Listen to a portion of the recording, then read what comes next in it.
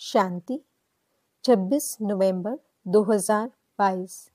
मीठे प्यारे बाबा के आज के मधुर महावाक्य। आज की मुरली के कुछ मुख्य पॉइंट्स। बाबा समझाते कि अब हम बच्चे रूहानी यात्रा पर हैं। हमारा उद्देश्य है मनुष्य से देवता बनना और बनाना। अब हमें बेहद के बाप से दान लेकर दूसरों को देना है। बाप समान मनुष्य आत्माओं को जिए दान देना है। अपनी झोली ज्ञान रत्नों से भरकर दूसरों की भरनी है। बेहद का वैरागी बन विकारों का संन्यास करना है। सुदर्शन चक्रधारी बन रावण का सिर काटना है। संगम युग की ही विशेषता है जो एक की पद्म गुना प्राप्ति होती है और प्रत्यक्ष फल भी मिलता है। बाबा समझाते कि हमें सिर्फ एक ब्रह्मा बाप को ही फॉलो करना है, बाकी सबसे गुण ग्रहण करने हैं। तो चलिए सुनते हैं आज की मीठी प्यारी मुरली। ओम शांति। दूसरा पॉइंट, वह पक्के महावीर होंगे। उन्हें माया जरा भी हिला नहीं सकती। वह अखंड अचल शुरू से अंत तक चलते रहेंगे। दूसरा प्रश्न, पापों से मुक्त हो पुण्य आत्मा बनने की युक्ति क्या है? उत्तर, इस अंतिम जन्म की कहानी बाप को सुनाकर राय लो। साथ साथ बाप को याद करते ज्ञान रत्नों का दान करते रहो तो पुण्य आत्मा बन जाएंगे। गीत भोलेनाथ से निराला कोई और नहीं। ओम शांति।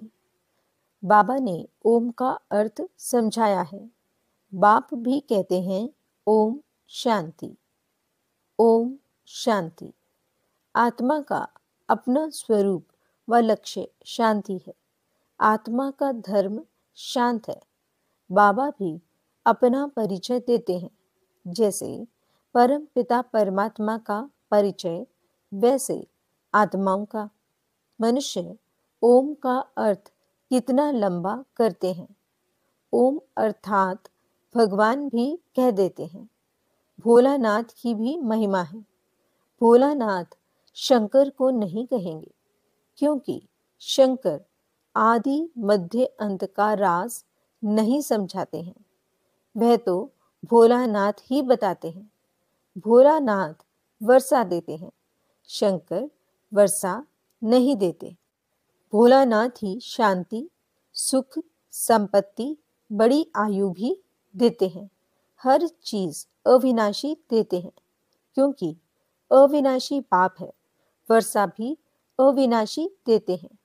ड्रामा को भी अविनाशी कहा जाता है। हद के ड्रामा व नाटक तो अभी बने हैं। यह तो अनादि ड्रामा है। यह बेहद का नाटक है। स्थूल नाटक मनुष्यों के होते हैं। वह रिपीट होते हैं। जैसे कंस वध का खेल बनाया है, फिर वही खेल दिखाएंगे। यह बेहद का ड्रामा सतयुग से शुरू होता है। कलयुग अंत तक खलास हो, फिर रिपीट होता है। वर्ल्ड रिपीट कहा जाता है। कौन सी वर्ल्ड? बरोबर सतयुगी वर्ल्ड जो थी वह अब रिपीट होनी है। आधा कल्प के बाद पुरानी वर्ल्ड की हिस्ट्री ज्योग्राफी रिपीट होती है। नई को दिन, पुरानी को रात कहा जाता है। यह सब बातें बाप समझाते हैं। वह है ज्ञान सागर। शुरू से लेकर अंत तक ज्ञान लेना है, पढ़ना है। वह पढ़ाई 15-20 वर्ष चलती है। यह बड़ा भारी इम्तिहान है। इनका उद्देश्य है मनुष्य से देवता बनना। जो भी सिर पर पाप है उनको जलाना है। इसके लिए बाबा ने रूहानी यात्रा सिखलाई है। जहां से वापस इस मृत्यु लोक में नहीं आना है। जिस्मानी यात्रा तो जन्म जन्मांतर बहुत की। तुम बच्चों ने आदि को भी जाना है, मध्य को भी जाना है। मध्य में कितनी बड़ी बड़ी बातें होती हैं। रावण राज्य शुरू होता है, भक्ति मार्ग शुरू होता है, मनुष्य भ्रष्टाचारी बनने शुरू होते हैं। संपूर्ण भ्रष्टाचारी बनने में आधा कल्प लगता है। माया का राज्य द्वापर से शुरू होता है, तो भक्ति और रावण राज्य दोनों नाम गिरने के हैं। भक्ति के बाद भगवान मिलेगा। बाप कहते हैं, तुम सबसे जास्ती भक्ति करते हो, फिर ज्ञान भी तुम ही लेते हो। ज्ञान और भक्ति के संगम पर तुमको वैराग्य चाहिए। तुम संन्यास करते हो 5 विकारों का। उनको सिखलाने वाला शंकराचार्य है। उनका है हठ योग। अनेक प्रकार के योग सीखते हैं। घर बार छोड़ ब्रह्म के साथ योग रखते हैं। उनको तत्वज्ञानी, तत्वयोगी कहते हैं। ज्ञान देते भी हैं तत्व का। समझते हैं चक्र फिरना है, हमको पाठ बजाना है। ये बातें उनके आगे ऐसे हैं जैसे बंदर के आगे डमरू बजाएं। अब बंदर मिसल मनुष्यों को मंदिर लायक बनाने के लिए यह ज्ञान डांस करते हैं। ज्ञान डांस को उन्होंने डमरू नाम रख दिया है और कहते हैं, राम ने बंदर सेना ली। बाबा समझाते हैं, तुम सब बंदर थे। शिव बाबा ज्ञान डमरू बजाए बंदर से मंदिर बनाते हैं। वह समझते हैं लंका में रावण का राज्य था। बाप कहते हैं, सारी दुनिया सागर के बीच खड़ी है। इस समय सारी दुनिया में रावण राज्य है। वह हद की बातें सुनाते हैं। बाप तो बेहद का राज समझाते हैं। सारी दुनिया रावण की जंजीरों में फंसी हुई है। सारी दुनिया को विकारों के कारण पतित कहा जाता है। पतित पुकारते हैं कि हे पतित पावन आओ, आकर हमको पावन बनाओ। आत्मा को ही पावन बन वापस घर जाना है। तुम जानते हो, एक बाप के बच्चे हम भाई बहन ठहरे तो जरूर प्रजापिता ब्रह्मा भी चाहिए। शिव बाबा कहते हैं कि तुम निराकार आत्माएं शिववंशी हो, फिर साकार में भाई बहन बनते हो। निराकार में सब भाई भाई हो, फिर प्रजापिता ब्रह्मा साकार में आते हैं तो तुमको भाई बहन बनाते हैं। रूहानी रीति से भाई भाई, जिस्मानी रीति से भाई बहन हो। तो यह निश्चय रखना है कि हम शिववंशी प्रजापिता ब्रह्मा कुमार कुमारियां हैं। वर्षा पाना है बाप से। बाप को अविनाशी सर्जन भी कहा जाता है।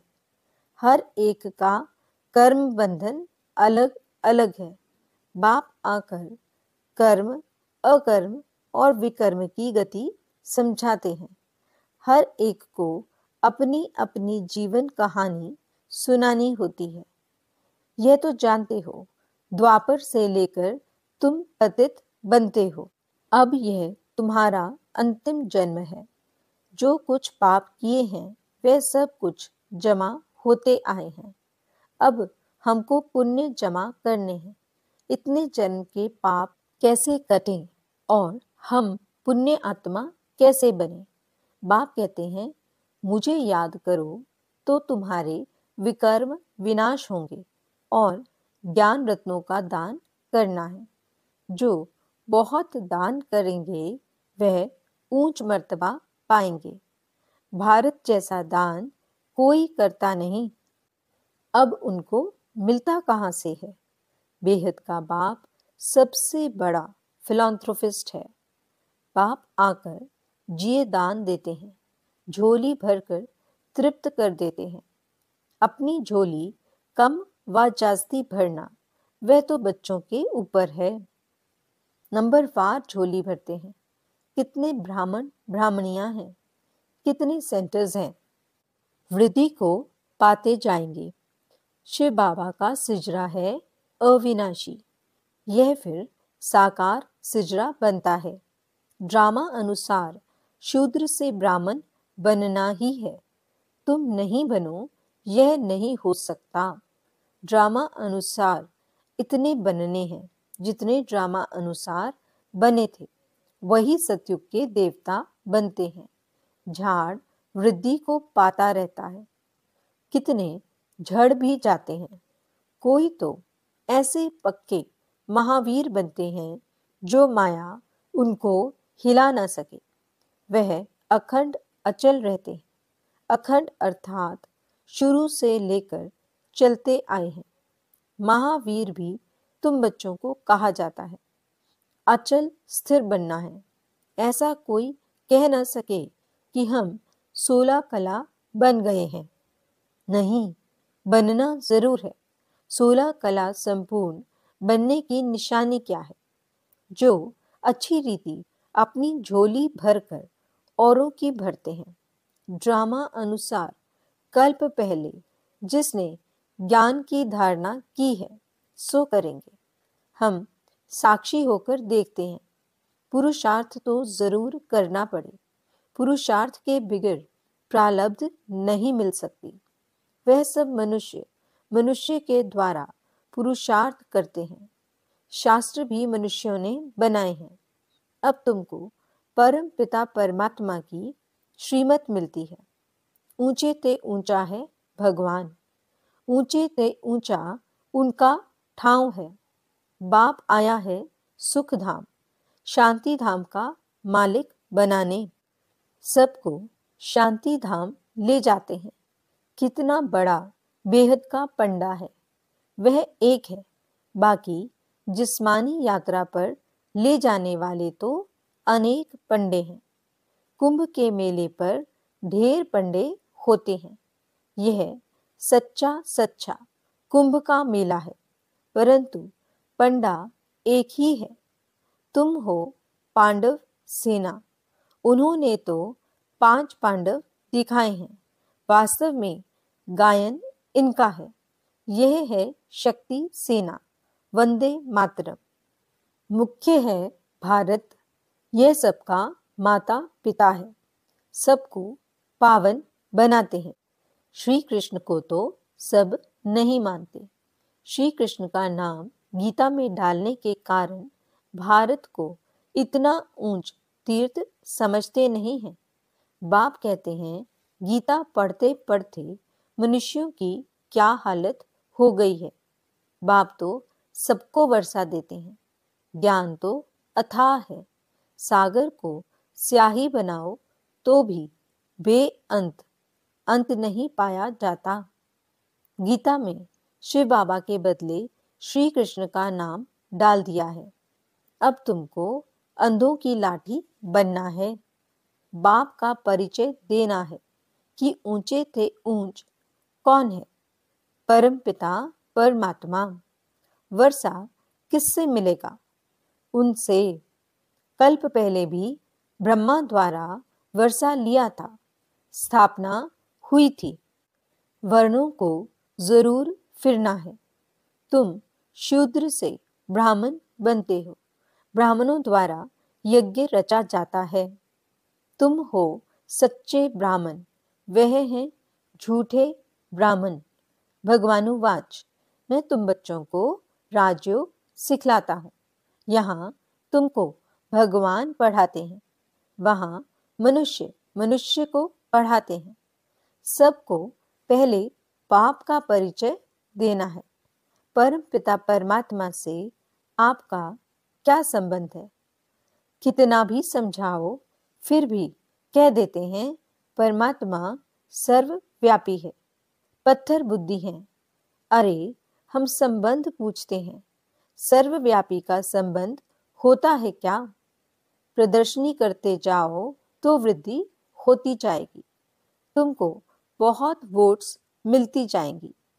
बाबा लिखते रहते हैं धर्म के नेताओं आदि को निमंत्रण देना है, फिर पहरा भी पूरा रखना है।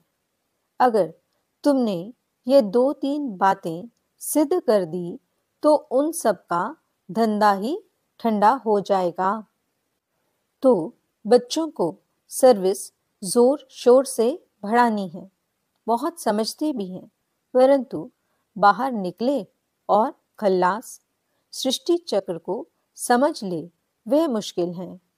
ऐसे ऐसे जो सही कर जाते हैं उनको फिर चिट्ठी लिखनी चाहिए कि तुम फॉर्म भरकर फिर सो गए क्यों। मेहनत चाहिए, परंतु ड्रामा अनुसार जो बच्चों ने मेहनत की है वह ठीक है। ड्रामा में जो था सो रिपीट हुआ। जितनी सर्विस बढ़नी थी, जितने ब्राह्मण बनने थे, उतने बने हैं। वृद्धि होती जाएगी।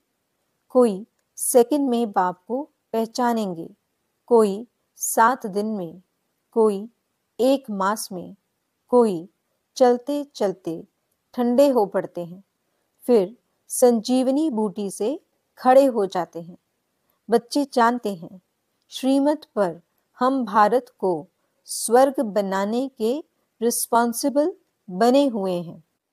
श्रीमत से स्वर्गवासी बनाना है, यह खेल है। अब तुम शिवालय में चलते हो।